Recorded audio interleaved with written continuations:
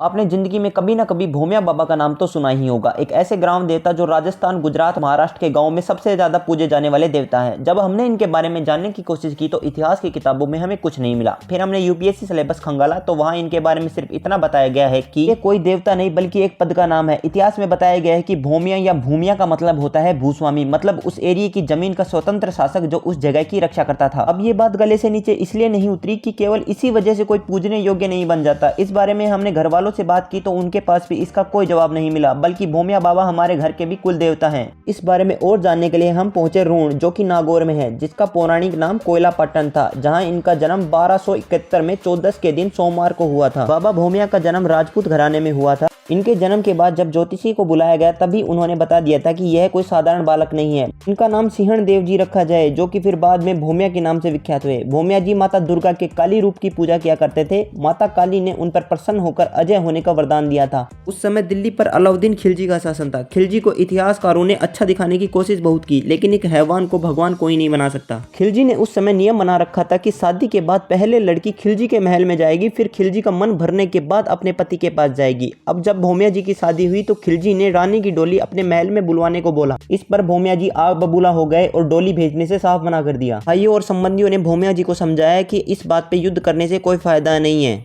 इस बात को समझदारी से संभालो। तब भोमिया जी ने एक नीचे दर्जे की औरत को, जो कि गोबर उठाती थी, उसे अपनी पत्नी बनाकर भेज दिया। वह औरत खिलजी के पास जाकर रानी की तरह रहने लगी। बाद में जब उस औरत को बच्चा हुआ तो उसने खिलजी को सारी बात बता दी। इसके बाद खिलजी भड़क गया और महल से ही युद्ध का बिगुल बजा दिया। जब तब मंत्रियों ने समझाया कि भोमिया जी को आखिरी चेतावनी दी जाए। तब खिलजी के सेनापति भोमिया जी के पास गए, बोले कि आप अभी भी डोला वहां बेचकर युद्ध से बच सकते हैं। तब भोमिया जी ने कहा, ये तो मेरी रानी है, मैं हिंदुओं की किसी भी औरत को खिलजी के पास नहीं जाने दूंगा। अगर तूने पाटन नगरी की तरफ आंख उठाकर भी देखा तो तेरी दाढ़ी मूछ काट कर औरत बनाकर दिल्ली भेजूंगा। अब ये सुन खिलजी आग बबूला होकर 22 लाख की फौज के साथ पाटन पर हमला कर दिया। भोमिया जी ने अपने सभी भाइयों को युद्ध में चलने के लिए बोला तो उन्होंने पहले ही हार मान ली। तब भोमिया जी माता भवानी के पास जाकर बोले, मेरा साथ कोई नहीं दे रहा माता, खिलजी के साथ मैं अकेला कैसे युद्ध करूं। भोमिया जी ने अपनी गर्दन काट के माता को चढ़ा दी। तब माता वहां पर कट हुई और बोली कि तुम अकेले नहीं हो भोमिया, स्वयं मैं और काल भैरव तुम्हारे साथ हैं। ये युद्ध तुम्हारा नहीं मेरा है। भोमिया जी महल पहुंचे थे, उनकी पत्नियां और मां उनको देखकर डर गए। खिलजी का सेनापति बदरुद्दीन वहां पर आया हुआ था। वो भी भोमिया जी को देख के उनके पैरों में गिर गया और बोला, भोमिया जी मैं भी आप ही के साथ युद्ध करूंगा। भोमिया जी की पत्नियों ने बोला कि हम इस युद्ध का परिणाम तो नहीं जानते, लेकिन हमें इस जीवन चक्र से मुक्त कर दीजिए। फिर उन्होंने अपने कुमकुम के हाथ दीवार पे लगाकर अपने प्राण त्याग दिए। भोमिया जी ने अपनी गर्दन अपनी मां को देते हुए कहा कि जब तक मैं वापस ना आ जाऊं इसे धरती पर मत रखना। भोमिया जी युद्ध में गए तो खिलजी हंसने लगा और बोला कि मरा हुआ तो पहले से ही आया है, इसे अब क्या मारे। भोमिया जी ने माता का आह्वान कर जो सेना को मारने लगे तो आधी सेना का नरसंहार कर दिया